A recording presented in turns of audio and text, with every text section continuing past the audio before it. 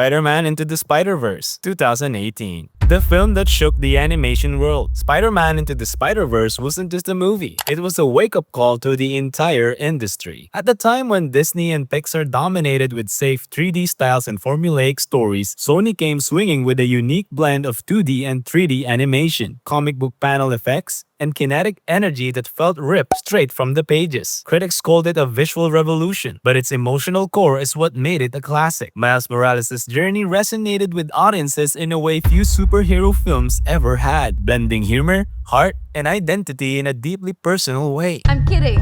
It's Wanda, no G. That's crazy. Hey.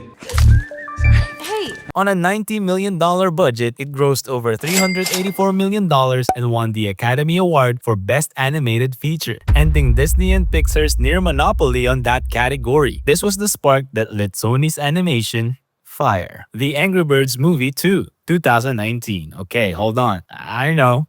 But somehow, this caught people off guard. Yes, it's based on a mobile game, but the sequel embraced self-aware humor and zany creativity that made it far more entertaining than expected. It leaned into absurd comedy, poking fun at itself while delivering surprisingly sharp animation and colorful set pieces.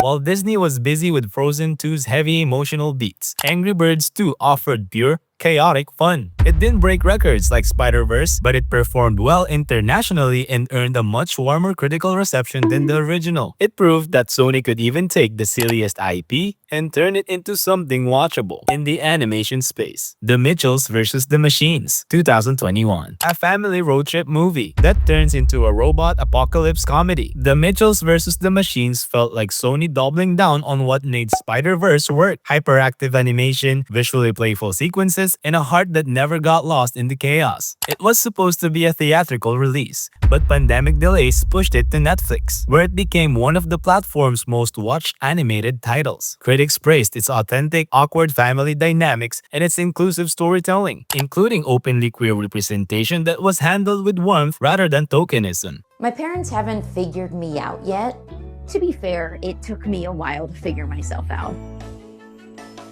My little brother Aaron gets me. See? It could work. It just depends on how you deliver, folks. In a year when Disney's Raya the Last Dragon and Luca were criticized for playing it safe, Mitchells felt fearless. That's why Disney made this. And it tanked. Vivo, 2021. Sony's first musical with Lin-Manuel Miranda leading the soundtrack. Vivo, not the phone, is the story of a music-loving kinkajou traveling from Havana to Miami to deliver a song to an old friend. The movie bursts with vibrant colors, Cuban rhythms, and emotional beats that tug at your heart. Now remember, stay in my bag, and if anyone asks, you're my emotional support animal. Cookies!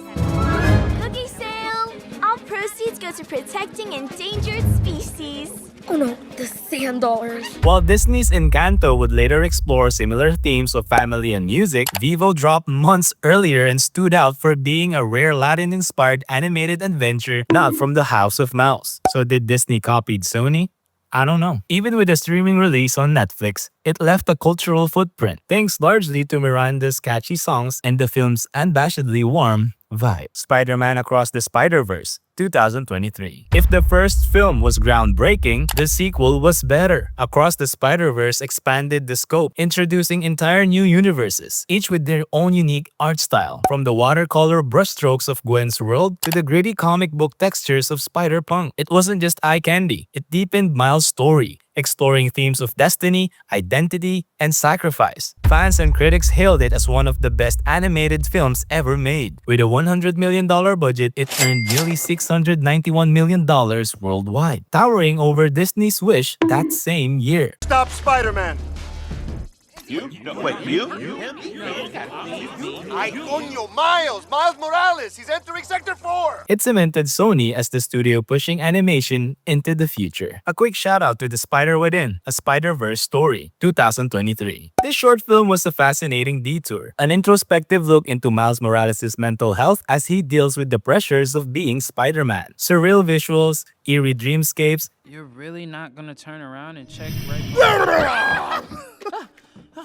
What am I always telling you, Miles, huh?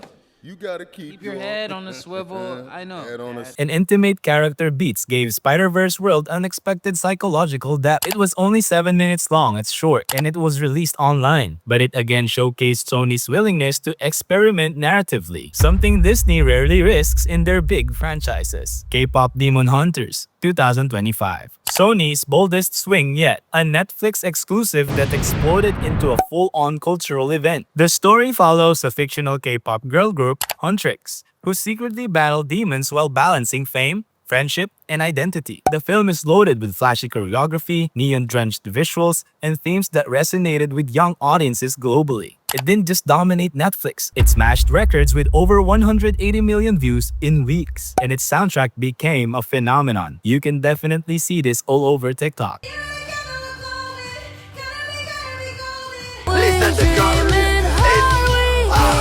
The group's song Golden hit #1 on the Billboard Hot 100, making history as the first K-pop girl group, fictional or real, to do so in over 20 years. Imagine it's just an animated movie. It's a multimedia success story that Disney can only envy right now. I wonder how those folks is doing right now. This is just a kid's movie, and it's on the top currently, Beyond the Spider-Verse 2027. While it's not out yet, the hype alone is worth mentioning. Scheduled for 2027, Beyond the Spider-Verse is already seen as the most anticipated animated film of the decade. Sony has set the bar so high with the last 2 entries that fans expect nothing less than another visual and emotional masterpiece. And given Disney's recent track record, it's very possible this will overshadow whatever animated feature they release that year. But this movie got too many delays already. Hopefully they can resolve everything that's going on, especially with the animators for this movie. They all deserve the praise and recognition, and also the money. That's 7 minutes. Thank you for watching.